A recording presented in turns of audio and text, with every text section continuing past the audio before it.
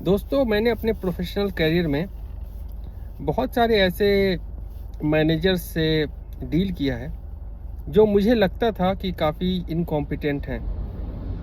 और वो वाकई थे एक्चुअली इनकॉम्पिटेंट। और उनमें एक ख़ास क्वालिटी थी। वो क्वालिटी ये थी कि उन्हें अपने इनकॉम्पिटेंस का शायद पता नहीं होता था, या उनके अंदर जो सेंस ऑफ इंटाइटलमेंट है, या उनकी जो ईगो है, या उनका जो परसेप्शन है ख़ुद को लेके, वो इतना स्ट्रॉन्ग होता था कि उसके स्ट्रेंथ के अंदर या उसकी चकाचौंध में जो वो ऐसा सोचते थे, उनको अपनी कमी नज़र ही नहीं आती थी। और जब भी कोई एक इंसान एक ख़ास पोजीशन पे होता है, तो उस पोजीशन से फ़ायदा उठाने के लिए बहुत सारे और लोग होते हैं जो उसके आसपास होते हैं, और वो बहरहाल उनकी चापलूसी या उसकी खुशामद कहिए वो करते हैं। और वो भी एक तरह का सेल्फ एक्चुअली एक सूडो कॉन्फिडेंस इसको कहें, सेल्फ तो नहीं कहेंगे, एक फॉल्स परसेप्शन ऑफ कॉन्फिडेंस उनके अंदर आता है कि भाई 5 लोग मेरी तारीफ़ कर रहे हैं तो वाकई मैं अच्छा इंसान हूँ। तो ये एक चीज़ है। इसकी गहराई में जब मैंने इस सोच की गहराई में जब जाने की कोशिश करी, तो मुझे पता चला कि जो इनकॉम्पिटेंस है वो हर एक इंसान के अंदर होता है। हर एक इंसान किसी न किसी चीज़ में इनकॉम्पिटेंट होता है। किसी चीज़ में उसकी महारत होती है, किसी चीज़ में वो बहुत कमज़ोर होता है। तो incompetence in it itself is not a bad thing, but the bad thing is that you don't realize that you are incompetent and you are holding a position, and उसकी वजह से आप सिस्टम के अंदर जो है वीकनेस पैदा कर देते हैं। आप इनोवेशन को ब्लॉक कर देते हैं। आप वैसे लोग जो कि फ्री थिंकर हैं, जो कि ईमानदारी से सिस्टम के अंदर चेंज करना चाहते हैं, या उनके अंदर कोई ख़ास कॉम्पिटेंस है, उसको आप अपोज करते हैं, क्योंकि अगर आप नहीं करेंगे तो आपकी वैल्यू कम हो जाएगी। ये तो एक कॉरपोरेट दुनिया की एक सच्चाई थी जो मैंने देखी है।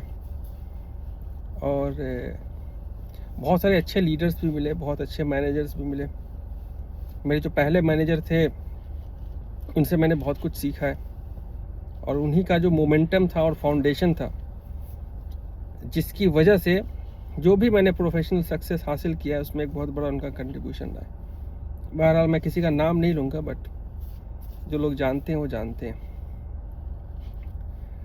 हमारे देश में, मुल्क में, इंडिया की बात जहाँ तक आती है, उसमें भी मैंने ये देखा है कि हमारे जो पॉलिटिशियन हैं वो काफ़ी इनकॉम्पिटेंट होते हैं। लेकिन इस इनकॉम्पिटेंसी को जो आम आवाम है, लोग हैं, वो उसको सेलिब्रेट करते हैं। और इनकॉम्पिटेंस को वो इसलिए चुनते हैं क्योंकि वो जो इनकॉम्पिटेंट लोग हैं, है ना,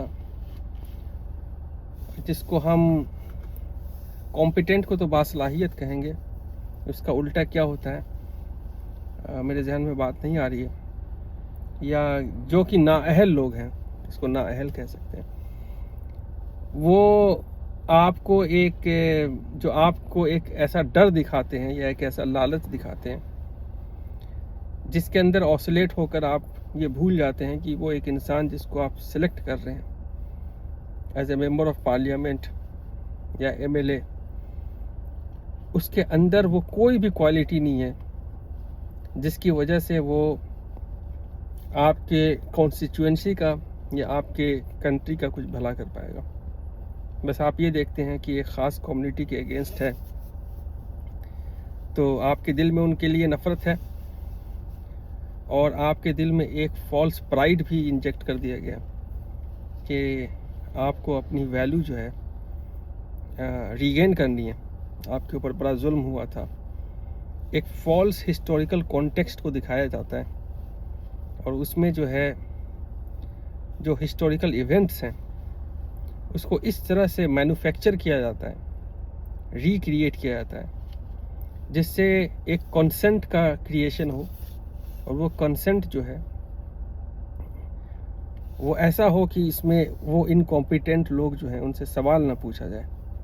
आप बस आंख बंद करके अपने कम्युनिटी, अपनी रिलीजन या अपने लैंग्वेज या किसी भी बेस पे आप उसको सिलेक्ट कर लें। तो ये इनकॉम्पिटेंस का जो खेल है, ये बड़ा डेंजरस खेल है, और इस खेल में अगर आप फंस चुके हैं और आपको इसका एहसास नहीं है तो बहुत अफसोस की बात है। आपको कम से कम, अगर आप पढ़े लिखे हैं, रेशनल हैं, रेशनल फैकल्टी आपकी काम कर रही है, रीजनिंग की एबिलिटी आपके दिमाग में है, लॉजिक को आप पहचान सकते हैं, इंसानियत है, एम्पैथी है आपके अंदर, और फिर भी आप ऐसे लोगों को सपोर्ट करते हैं, ऐसे लोगों को वोट करते हैं, तो बदकिस्मती की बात है। इससे भी ज़्यादा बदकिस्मती की बात यह है कि जो मेजॉरिटी है कंट्री की पॉपुलेशन, वो इसी तर्ज अमल पे जो है सोचती है, इसी ढर्रे पे सोचती है। और यही वजह है कि बहुत कुछ होने के बावजूद इंडिया में जो प्रोग्रेस है, विकास जिसको कह रहे हैं, वो पॉसिबल नहीं हो पाया है, और वो नहीं हो पाएगा चाहे आप 20 साल इंतज़ार करें, 50 साल इंतज़ार करें। इस सोच के साथ जब भी आप अपनी कोई भी पॉलिसी बनाएंगे, कोई भी काम करने की कोशिश करेंगे जिसमें आप इनकॉम्पिटेंस को सेलिब्रेट करते हैं और कॉम्पिटेंट लोगों को आप जेल में बंद कर देते हैं, तो इसका कभी भी कोई फ्रूटफुल रिजल्ट नहीं आ पाएगा। इस बात पे गौर कीजिए, सोचिए। ये एक बहुत ही रिलेवेंट पॉइंट है आज की पॉलिटिक्स के लिए। हमेशा से रिलेवेंट रहा है, लेकिन आज बहुत ही इसका रिलेवेंस आप बहुत ही दिन के उजाले में देख सकते हैं और महसूस कर सकते हैं, क्योंकि ये पूरी दुनिया ही लगभग, ख़ासकर इंडिया की जहाँ तक बात है, इसकी जो लीडरशिप है अभी, वो इनकॉम्पिटेंस के अंदर खो चुकी है।